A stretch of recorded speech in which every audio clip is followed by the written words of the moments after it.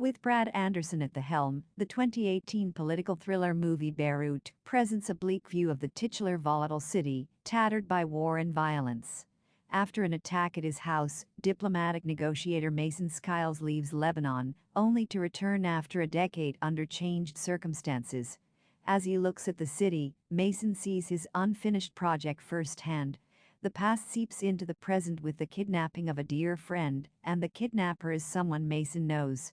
The movie is by no means a generic thriller, and like the credits section, which uses Arabic writing style and English script, the film does not attempt to fit in. If you cannot discern the final moments, let us help you out. Diplomat Mason Skiles hosts a grand party at his home, which doubles as an attempt at mediation between the two sides.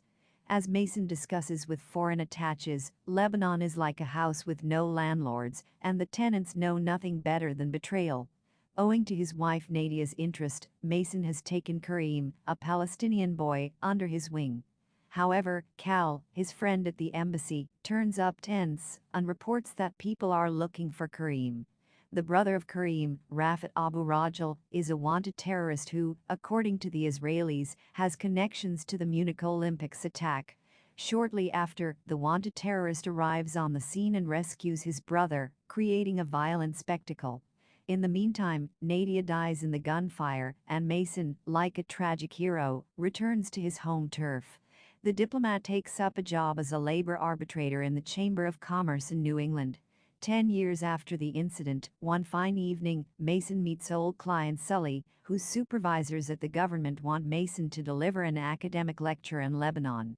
The year is 1982. The damaged hero returns to a damaged city to find that the address at the university is a pretext. In reality, he has to hone his impeccable negotiation skills to rescue Cal, his old friend, from the Militia of Islamic Liberation, a faction in the Lebanese civil war. Cal's captor, to Mason's dismay, is Kareem. Who is Rafid Abu Rajal? It turns out that the Israelis do not have Rafid Abu Rajal, and Gaines was misguiding Mason all this while. He touts the idea of the Israelis having Abu Rajal, and they head to an airbase to have a covert conference with Ronin Iv, an Israeli official. The Israelis want better satellite coverage for the war, and the US is willing to help. However, it turns out that even though Abu Rajal is on their list of wanted criminals, he is not in Israel. As it turns out, Bashir and the PLO have Rafid, fulfilling Cal's suspicion. Cal's intel possibly knows the whereabouts of Rafid, and in the brief meeting, he cryptically says to Mason, "Tell Alice I pray she loves me only." Pray, love, only the initials indicate PLO, and that is how Mason gets there. Mason also gets to know from Cal that Gaines cannot be trusted. Apparently, Gaines has been taking money from the station fund. Cal also tells Mason about the family album, which hides a clue. Mason comes to Cal's house to look for the hint, which was the whistleblowing account of Cal, but Sandy has already taken it out of the album. After the revelation, Sandy usurps $4 million from Gaines' illegal gains. They take it to Bashir so that they would release Rafid. Is Rafid dead or alive? What happened in the aftermath? Rafid dies in the finality of the story. Keeping his part of the deal, Mason takes Rafid to Fadia Crossing. However, he is a little late compared to the time Kareem suggested. Kareem and his goons prepare to leave, but Mason and Sandy bring Rafid in the nick of time. Rafid Abu Rajal is not the person to play by the books. Seeing his brother's efforts come to fruition, Rafid attempts to kidnap Mason as well, hollering a gun around. However, Tepler, a Mossad agent working with Mason, kills Rafid before the situation can escalate further.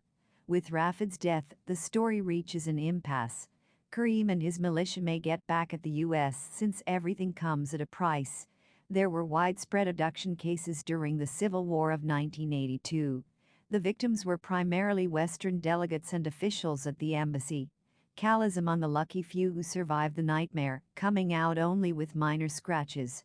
However, the US had to pay a hefty price in 1983 when bombs erupted in the United States Embassy during the lunch hour.